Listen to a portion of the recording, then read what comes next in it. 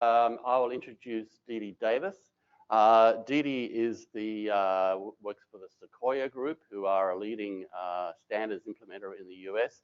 Didi is also a member of the IHE International Board. I also represent Australia on that IHE International Board. The International Board has representatives from each of the IHE countries, of which I think we're up to about 16 or 17 countries that are participating actively in IHE, as well as the various leaders within the IHE community. So that IHE International Board is the thing that drives policy and the IHE agenda. Didi, I think I first met at a Connectathon in Chicago in the middle of winter, might be more than a decade ago. But so Didi's been working in this area for a long time and has been able to lead a number of very successful implementations. So with that, I might hand over to Didi. She's going to be talking about health information exchange networks and how they've been working in the US. Over to you, Didi. Thank you, Vince. Hopefully everyone can hear me okay, right? Can you hear me okay? I assume you're hearing me okay.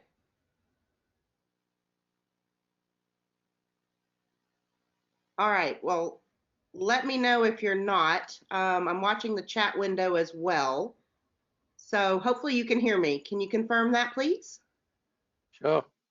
Looking good, sounding good. Okay, perfect. Thank you. Well, welcome everyone, and I'm grateful for the opportunity to present to you today. Again, my name's Didi Davis. I'm officially the Vice President for Informatics, Conformance, and Interoperability for the Sequoia Project, which means I wear multiple hats. I have been on the IHE International Board of Directors now since 2001. And I actually was one of the first IT infrastructure domain co-chairs. So I've been around the block for a bit and always preaching and hoping to evangelize the use of the IHE standards. So thanks again for the opportunity. So today I'm going to talk to you just a little bit about what the Sequoia Project is, a little bit about how we have really been able to embrace the standards and able to take and make sure that we leverage those standards to enable the interoperability across the United States. So let me go next slide here.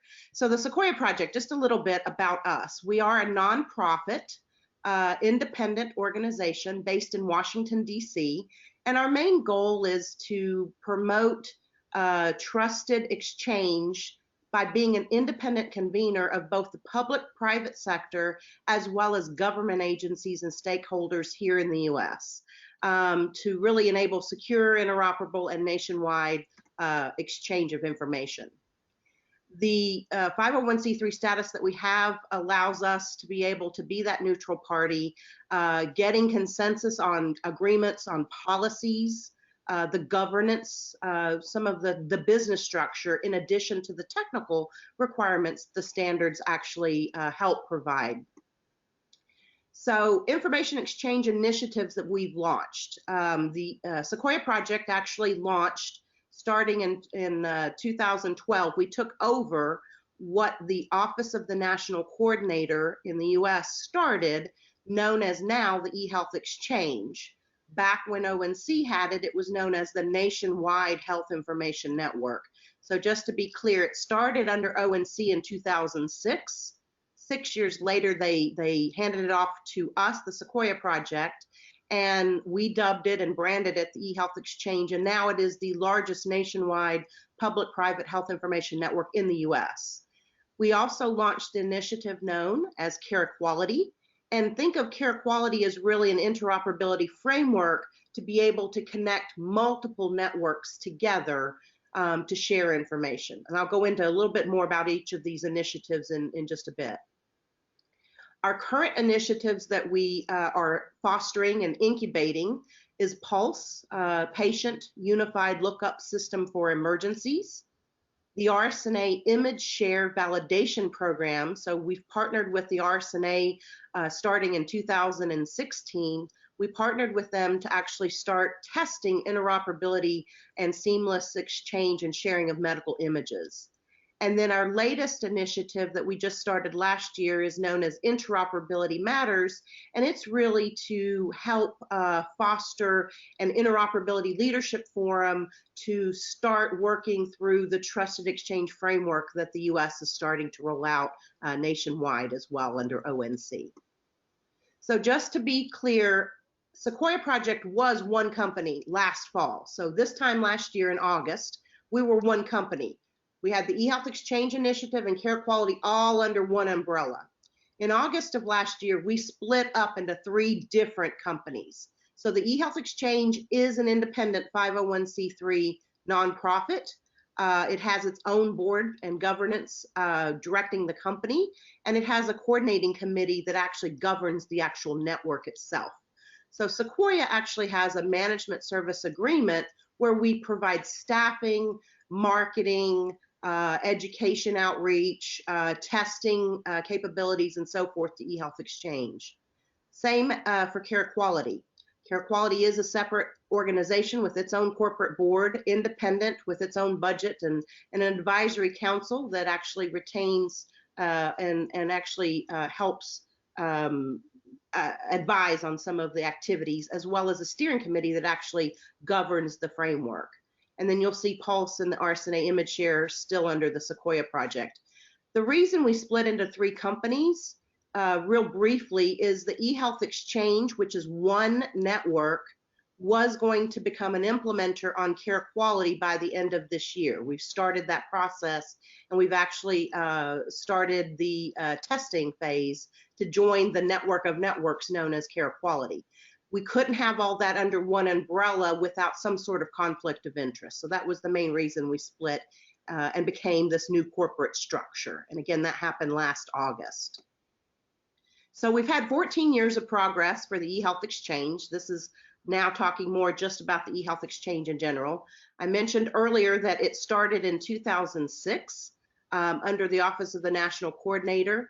They actually focused on supporting some pilots starting in 2008 with several of the government federal agencies, the Social Security Administration, the Veterans Health Administration, the Department of Defense, and the Centers for Medicare and Medicaid Services. Their first production exchange of real data happened between SSA, our Social Security Administration, and Med Virginia, followed by the Veterans Administration and Kaiser Permanente starting in 2009. 2012, that's when the Sequoia Project was handed what was known as the NHIN, or Nationwide Health Information Network, to actually start taking and increasing the connectivity and fostering the growth and extension of exchange here in the US. And so now today, in 2019, present day, we do have footprint of connectivity in all 50 states. We foster 12 different use cases that this network actually enables, but we are transitioned to really, as of 2019, we've finalized the transition to this independent nonprofit that I mentioned a moment ago. So some of the numbers and stats for the eHealth Exchange, I mentioned it's the largest public-private health information network in the US. It covers about 1/3 of the patients, 120 million patients in the US. I mentioned all 50 states, the 4 federal agencies, 75% of the US hospitals, 70,000 medical groups, 3,200 dialysis centers, and 8,300 pharmacies. We have 61 regional and state health information exchanges in addition to other gateways. There are 280 gateways connected, but 61 of those are regional or state HIEs. The shared governance, there's one trust agreement that everyone signs, known as the DIRSA. DIRSA stands for Data Use and Reciprocal Sharing Agreement. And so that one sharing agreement allows everyone to exchange data without having, in what we call the US business associate agreements, across each of the entities point to point. This one common standard shared policy governance framework enables the standards and the specifications that I'll go into in just a moment a bit more. These are the use cases that are enabled. The biggest one, of course, or the most adopted, is the treatment or care coordination use case. But each of these use cases are enabled, and we do have pockets within all of the different gateways doing everything for disability determination under SSA, immunization reporting. The reason we have so many dialysis centers are because the CMS actually has an end-stage renal disease quality reporting system that we work with them on. Life insurance applications can be enabled and quickly, hopefully, approved. Consumer access, imaging, which I know we'll be talking a bit more about shortly, encounter alerts, prescription drug and monitoring program, the PDMP, and then syndromic surveillance. The specifications that we actually adopt are based on IHE, but we have added further constraints to those standards known as the eHealth Exchange specifications.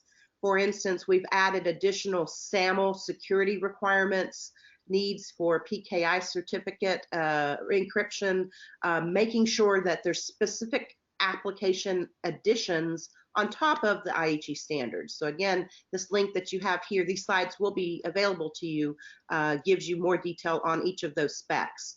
But in general, we actually enable what is known as our query workflow. So you'll notice, and probably are very familiar, hopefully, with the IHE XCPD, the cross-community patient discovery.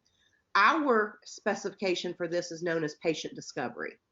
There's also the IHE XCA, cross-community access, that does the query for documents and retrieve document functions. So there is an initiating gateway and a responding gateway, and this is how the actual flow of querying information is done. There's, of course, the query for the patient information, searching it, finding and matching the patient, and then allowing that information to enable the search for the document and the retrieve of the document. All of the exchange is done using CDA or CCDA, the Consolidated U.S. Realm CDA specifications. So all the exchange right now is either done in CCDA, and then again, a pocket of them are being done in what I would call the DICOM payload, the image exchange payload. There's also PDFs, there's also sometimes V2 messages inside that, but the greatest number is really around CDA-based documents. We do have 14 vendors who have taken the extra step to become what we call product validated. So the eHealth Exchange has 3 testing programs, one for participants. Every participant before they onboard to the network have to meet certain testing requirements. Vendors can go through product testing, and if they do that, it allows their customers to onboard quicker and cheaper because it reduces the level of effort for them to onboard to the network. These are our validated vendors, and again, a hyperlink for more information that links to each of their product offerings. Our roadmap for the eHealth Exchange is continuing to grow from 2019 going forward. This year, we started a project known as a hub platform. So the eHealth Exchange network has really been a federated network where gateways talk to each other. We have now, and it has gone live just 2 weeks ago, so hot off the press, 2 weeks ago, we have 4 organizations that are attached to the hub, and the hub is actually an implementation of InterSystem, so it is a gateway, and it's going to allow us to connect all 280 gateways to this hub so that each of the individual network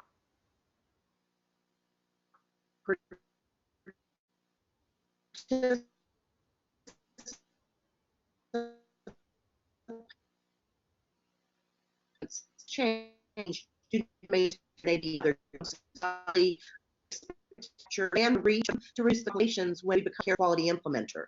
Care quality has 18 different networks live today, so any of the eHealth Exchange network participants, because of what we call the information blocking rules in the US, will have to connect to all those other networks. And that's a burden of cost and extra resource effort. So the hub will now enable them to not have to do those point-to-points, thereby streamlining some of the processes and reducing their cost.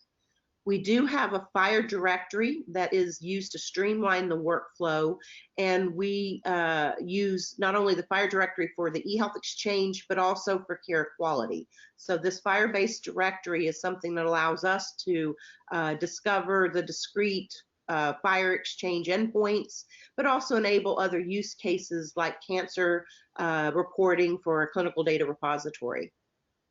The Pulse integration we'll get into just a bit, but emergency response. Think of Pulse as just your emergency response system. I'll give you more information on that, but preparing for disasters such as hurricanes, the wildfires that we had in California, and so forth.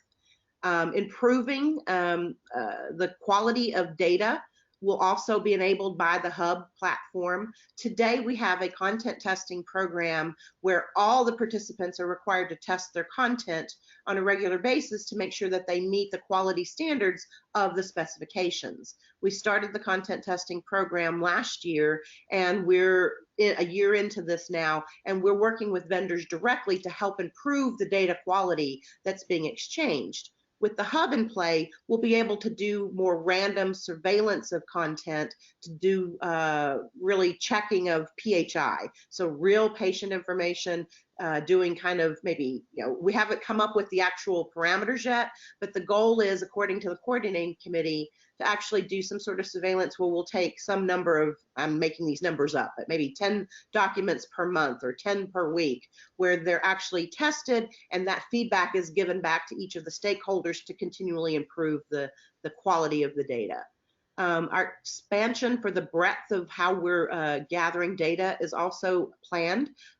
We mentioned the prescription drug monitoring. We're working with each of the different states to actually work with their opioid type of reporting, and also expanding to allow for image exchange, so extension of the different purposes of use.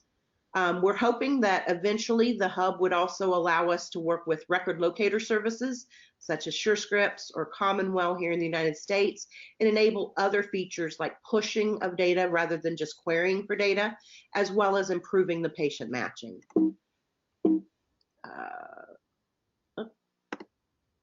The key issues that we really want to solve, again, is reducing the complexity and expense for each of the organizations to be able to connect with each other, expanding the reach, not only to care quality, but all the different state PDMP network connections, but being able to have timely information for pushing data, pulling data, emergency response, being able to have the discrete data when and where you need it.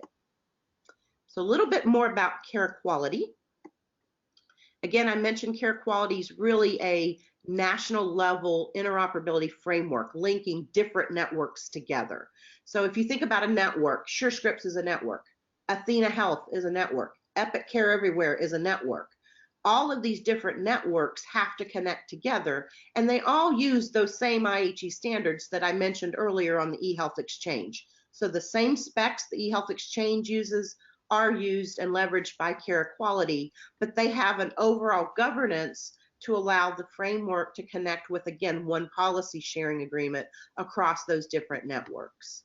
So the power of connecting those different communities together allows us to expand and really quickly connect and exchange data. If you connect only 6 clinics, you reach a few dozen physicians. But if you connect 6 networks, you can reach thousands of physicians. And I'll get into the numbers for Care Quality in just a minute. They're very impressive now as we've grown.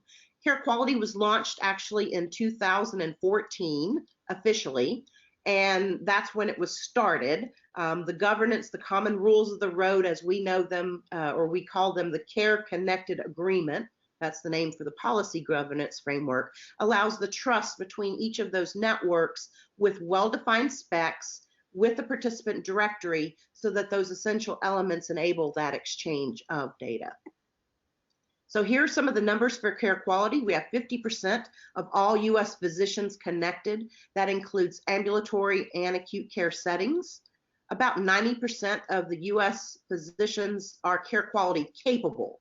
So not all of them have been turned up. For instance, Cerner is continuing to using them, not picking on them, but using them as an example. They're turning up physicians to the number, or physician office clinics to the tune of 3 to 5 per week. So there's a capability of 90% coverage. We have about 50% of them live and turned on at this point.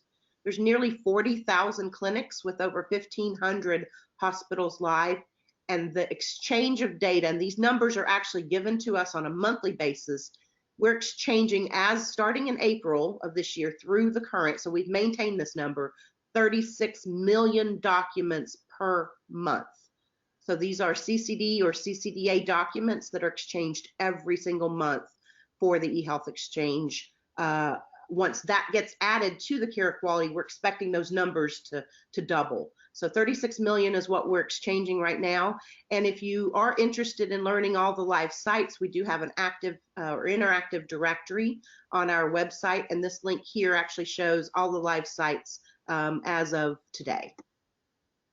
These are all of the care quality connected agreement signees. So all of these different organizations, whether they're health information exchanges, consumer-based apps, technology vendors, service providers, or what we call other connected stakeholders, all of these have signed the Care Connected Agreement, meaning they're all in the process of joining the care quality network of networks. These are the number of systems or networks that are actually live. There are 18 of those that are live and in production today, making up those 36 million documents per month for an estimate of about 290 million documents since 2016 when the network went live. So it took us about 2 years to get everyone to agree on consensus of the specs, the policy framework and all of that. We went live with the first exchange in July of 2016. So 3 years in, we've exchanged almost 300 million documents, and we're up to 36 million a month. So that's just continuing to expand. So what's next for care quality? We really want to automate the directory services more, allowing self onboarding for each of the networks to automate their directory service information, being able to take information directly from the FHIR directory, but also publish to it. Improving the document content, that's still a standard thing. While there's a large number of documents exchanged, there's always improvement for the quality of what is exchanged. Sometimes we have documents that are empty, and sometimes we have documents that are 200 pages long. So we need to come up with some number of consistent guidelines for the content. So we are looking at expanding and improving the document content, and there's a new implementation guide for some consensus around what the individual stakeholders have agreed to do. We do want to continue expanding consumer access, which is near and dear to my heart, because I definitely want this to be available for me and my family and other caregivers. But being able to coordinate the whole care team with also push notifications. So there's a work group in play right now who's putting together a push notification implementation guide that would allow the expansion for not just query, but push. And there's also the governance around FHIR-based data element access. So here in the States, we have several projects with payers, such as the DaVinci Project, the Argonaut Project. We want to take and have a governance to enable those specs to really expand the reach and the use cases for care quality. And the latest one that we just launched at the SIM meeting in June of this year was image sharing. So RSNA has partnered with Care Quality to really take and adopt that framework for governance to enable the image exchange so that we can make that more ubiquitous, because that's not really something that is as thoroughly vetted. It's not something that's exchanged really ubiquitously, because ONC had never really focused on that. They really focused on more of the FHIR or the CDA-based document exchange. So we're really trying to catch up with the imaging. I think there are many countries ahead of us in image exchange, even maybe what you're doing there locally in Australia. So really additional care coordination is what our goal is.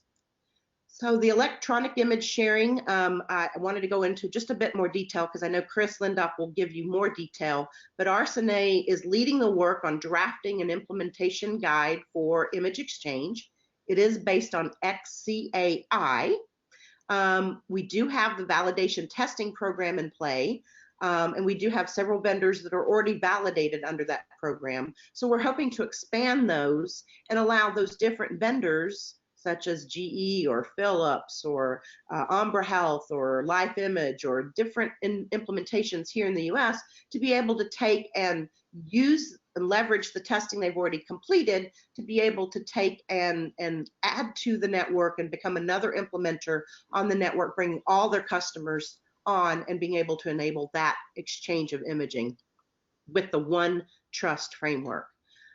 We want to promote the medical imaging community. Luckily at SIM, we had the American College of Radiology with their Ditch the Disc effort, and SIM behind us and RSNA to try to pull this together. We are seeing more and more respondents. This is an actual IHE, the eHealth Initiative, actually did a survey in May of this year that said they're seeing more of the image exchange, but they want to see imaging and reports. So these are some of the stats from that survey. So the Care Quality Implementation Guide Supplement, as we're calling it, again, is based on XCAI. That's going to define the network-to-network connection. It's out for public comment right now until September 9th.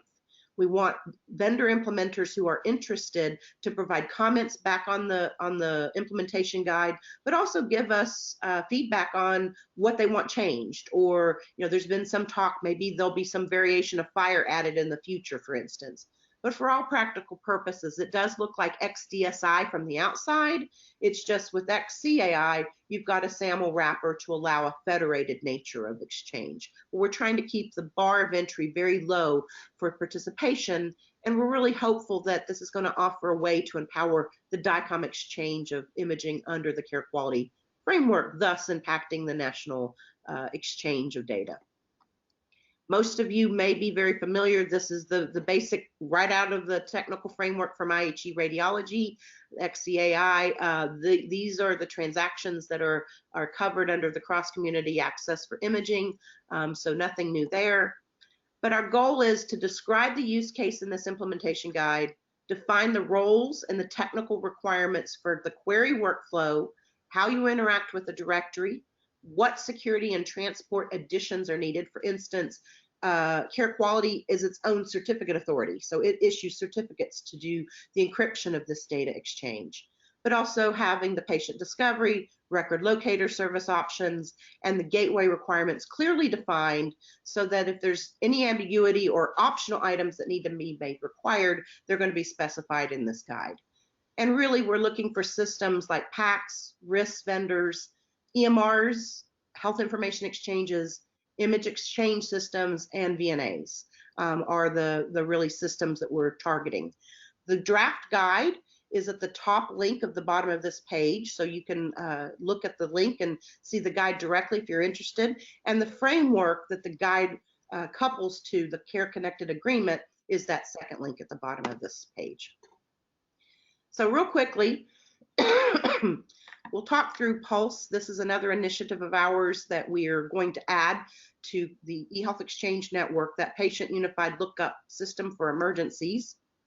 In 2006, when Katrina hit, it really got the government's attention, and CMS actually at that point started thinking about how could we enable a disaster response system to enable those caregivers who may be in an emergency shelter, who may not have access to technology, but still need to access patient data for prescriptions, for back information for that patient to really treat them. It may be that the patient had to leave a home quickly because of a fire. They don't have their medications. They don't remember what their medications are, for instance. In 2013, the California Emergency Medical Services Authority, known as EMPSA, actually put together the first summit and started thinking about this. And in 2017, 4 years later, we activated Pulse under the eHealth Exchange Network under the Sequoia's guidance. So we are now the kind of convener working with the different states to try to expand the reach. We're working with North Carolina, Texas, California, and Florida right now, but we're hoping to expand that to multiple states across the US.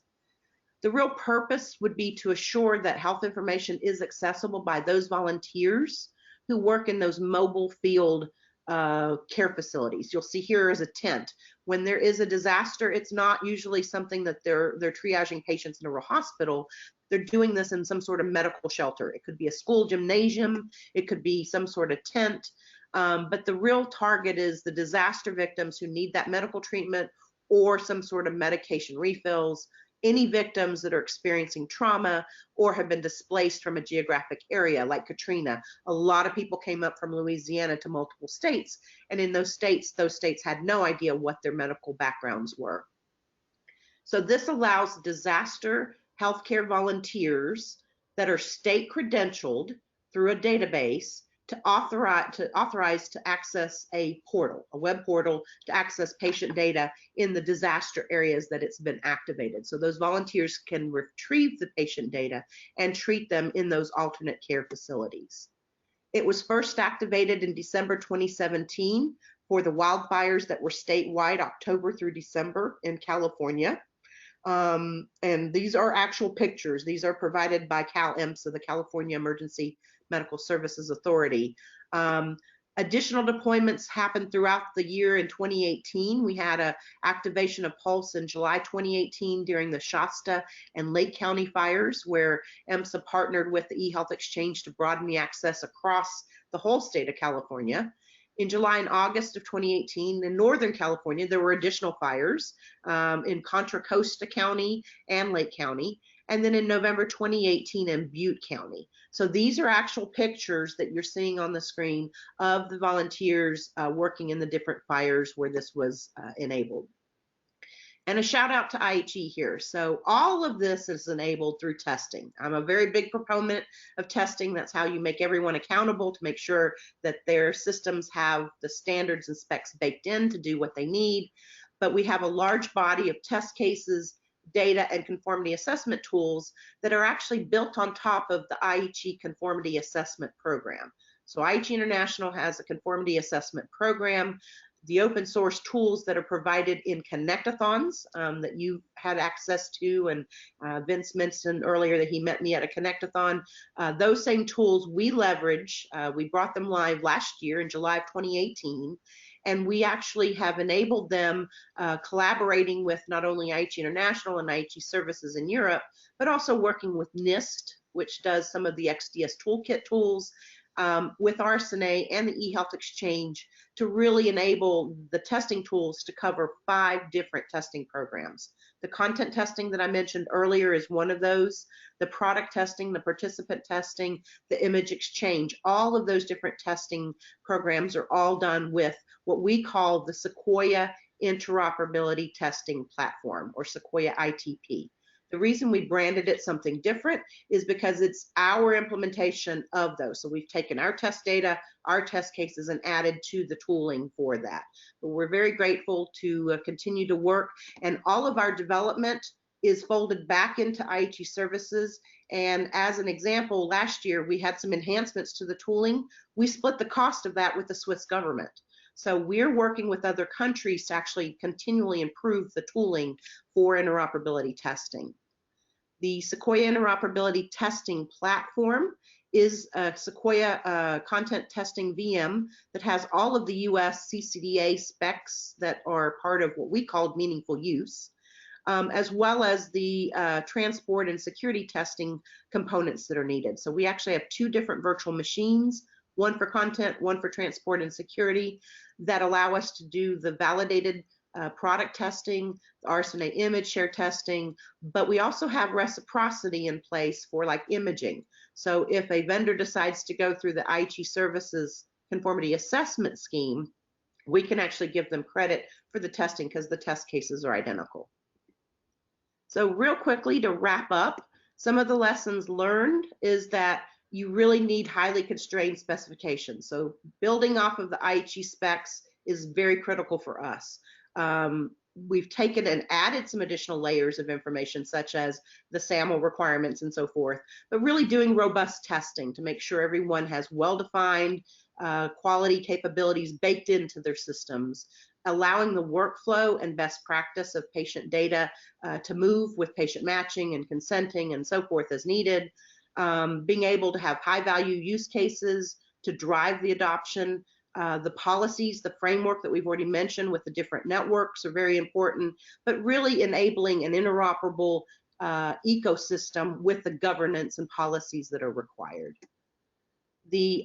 Went too far. Testing is key. I'm not going to drill that in anymore, but really testing is very important. And luckily, everyone agrees. The federal agencies help propose that, and we have the numbers that we gave you just a few moments ago enabled for real with real production systems, because we've been able to test and have everyone held accountable to, one, set of tightly constrained requirements for interoperability.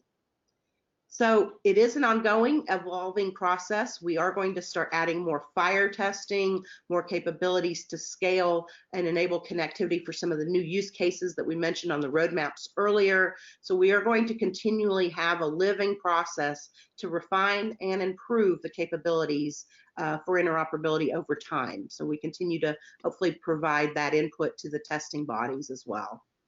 So really the Sequoia, so now bringing it all back to Sequoia at the home here, and I do work for Sequoia, but I do share my time across Care Quality, eHealth Exchange, Pulse, the RSNA Image Share, all the different organizational initiatives that we help maintain and foster. I work with making sure that we have specificity of the testing and clinical documents, so improving the quality. That's going to be an ongoing process. I don't think that'll stop anytime in the next 2 or 3 decades. Provider directory, we want to continually increase the use of that and improve the patient matching. We still have some patient matching issues in certain pockets, so we are trying to help launch that. By the end of the year, we are working with one of the payers here in the US, Blue Cross Blue Shield Association, to actually help them with their patient matching as well. And then, of course, still the consumer access to health information being really a goal and a target. So with that, that's the end of my presentation. I think I've kept it to a little under 45 minutes. So I don't know if there's time, but if there is, I'll open it up to questions or we can go on. But thank you. And that's the end of my presentation.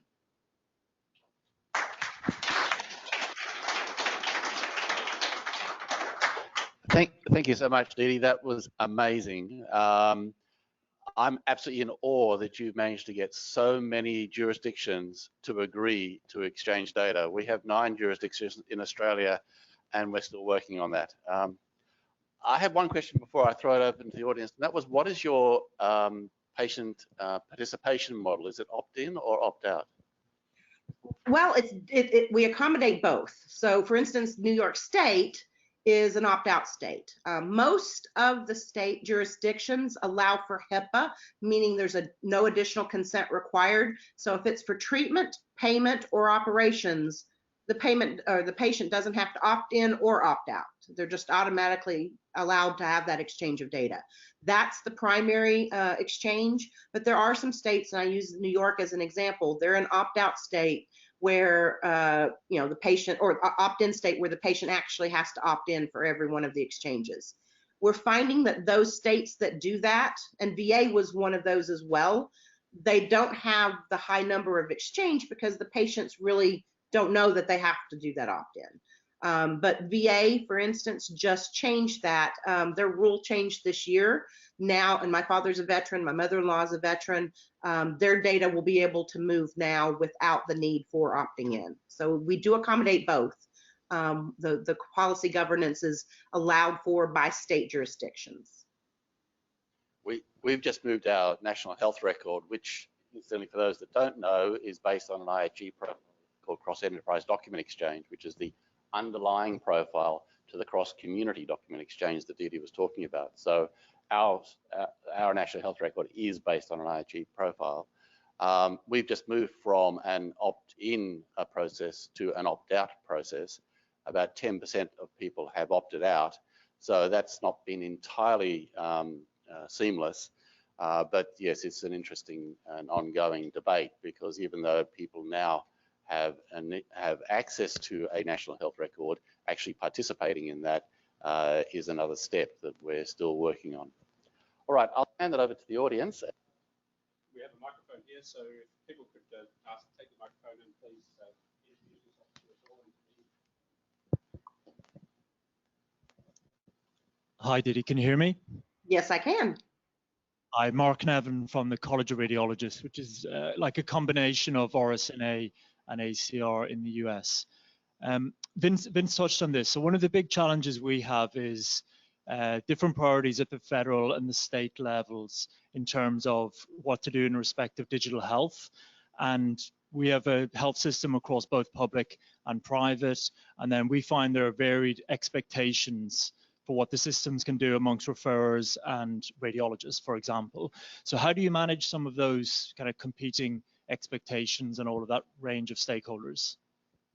Well, what we do is we concentrate on the gateway to gateway exchange only. So our expectations, at least in a federated network, is that one gateway, they know how to do the initiation and the responding of information. What they do behind the scenes, we do not get into. We allow them to bake in however they want to do that workflow behind the gateway itself.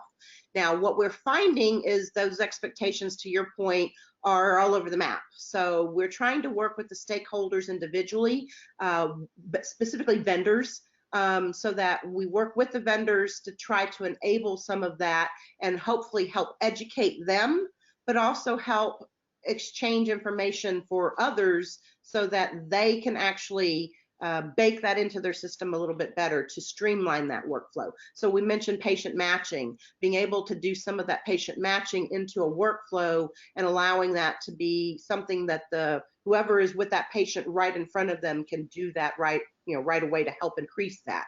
So it's an evolving process. It's not everything all at once, but with imaging, we're trying to only stay with the gateway to gateway, or for document exchange gateway to gateway, and then leaving out what I would call the feature functionality to each of the individual implementers.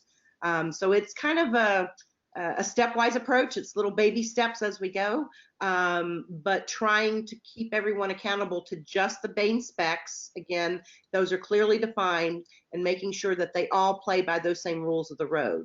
With that part, then everyone else is able to take and enable their systems to do whatever feature functionality they want on their own. So it's kind of a stepwise approach. Does that make sense? It does. Thank you.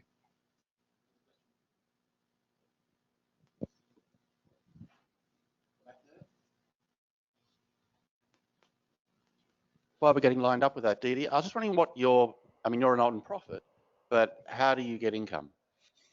From membership. So each of the participants on the eHealth Exchange Network pay some amount of money based on their revenue. So some pay as little as $6,000 per year, that's US, and some pay higher than that. So it's based on a revenue number. I think the largest, the biggest cost per year is $19,000. So very small. We're keeping it just to handle the network, our staffing, the fire directory, the certificates, acting as a certificate authority. We work with Entrust to do that. So there is a yearly participant fee that these organizations pay. Interestingly enough, the hub that I mentioned earlier for the eHealth Exchange Network, we are going live with that. None of the participants are having to pay additional, with the exception of about 7 to 8 different organizations. And we're talking like a Kaiser Permanente. The requirements around the hub for payment is that if you are in more than 5 states exchanging, there is a charge to those organizations. So we're taking and adding some sort of charge for the hub for 7 or 8 organizations, and then the participant fees. That's for the eHealth Exchange. For Care Quality, there's something called an implementer fee, again, based on income, and it's a yearly fee to be part of the network so that you have one data sharing agreement, that you don't have to have the business associate agreements, and each of the vendors pay that based on their income. I don't know what those numbers scale from right off the top of my head. I'm not as familiar, but there's a very low cost, just enough to, again, keep us staffed. We're a small company. We have like 25 employees total. So very, very small company to try to keep the governance and holding everyone accountable. But right now it's all through participant or implementer fees. Hi, Didi. Earl Blessing with Siemens Healthineers. Just a quick question. When you activated Pulse in California, was there any discovery of inappropriate or unauthorized use of the data across that state? No, since all of them were either treating, and all of these volunteers were credentialed, so they had to be part of a credentialed database, meaning they had access to the patient data for treatment. And because all of the emergency access for this was around treatment or emergency, there was no unauthorized access that was reported. I would say that if you opened it up to non-credentialed users, it could very well happen, but all the data when that is accessed. So if there is some sort of unauthorized access, all of that would be logged, and of course that person could be held accountable. But there was none reported during any of the activations at this point. Great question. Any other questions? Just while you're thinking about it, I just thought I might give some background. The provider directory, the fire provider directory that Didi's talking about them being in the process of implementing, has a very strong Australian history. It started off with a specification that was put together by Max Walker from the Department of Human Services in Victoria, was taken up by HL7 International through the work group that I co-chair, the Service-Oriented Architecture Group, then moved to the Object Management Group, OMG, and became a specification called ServD. And then as Fire came on board, they picked up that specification as well and implemented that as the Fire Service Directory, Provider Directory, which we actually have an implementation of in Australia. So we have a national provider directory, which is now in the process of rolling out the Fire Provider Directory interface. So it's been a long journey. That's probably been 15 years, but once again, I think an example where Australia's contributed well above our weight in terms of international standards development. It takes a village for sure, so we're grateful for your contributions. Thanks, Didi. Any other questions? All right, I think we've just about exhausted everybody, Didi, and I must say I'm extraordinarily grateful for you to take us through that. I had not realized how sophisticated and huge this network had grown into over the last few years. So just haven't kept up with that. I remember the Sequoia project being kicked off, but it's obviously gone ahead with leaps and bounds and been hugely successful. The amount of work you've put into that is just extraordinary. I'm sort of hoping that, you know, in the next few years, we might be able to develop something similar in Australia. We're certainly looking at the exchange of images at the moment. We do have some document exchange happening, but it's not being as widely used as we would hope. So that's certainly still a work in progress for us, and it's really encouraging to see that you've had such success in getting document exchange up and running and working on a routine basis. Well, So luckily we have a lot of good committed stakeholders. When we took over the eHealth Exchange from ONC, there were only 23 gateways live. We now have over 280. So luckily we've had vendors and implementers all wanting this. So luckily, you know, it does take us working with them, but luckily we've had a lot of folks who wanted to support it. So we're very grateful for the backing from all of the different stakeholders that we have. But I know that it's something that you will achieve as well. I think it is. I think it sounds like you're on the right step now with some of the transitions from opt-in, opt-out, so forth. So I definitely wish you well, and I'm always happy to help or answer questions or advise or give more lessons learned as you guys proceed forward. So let us know how we can help you.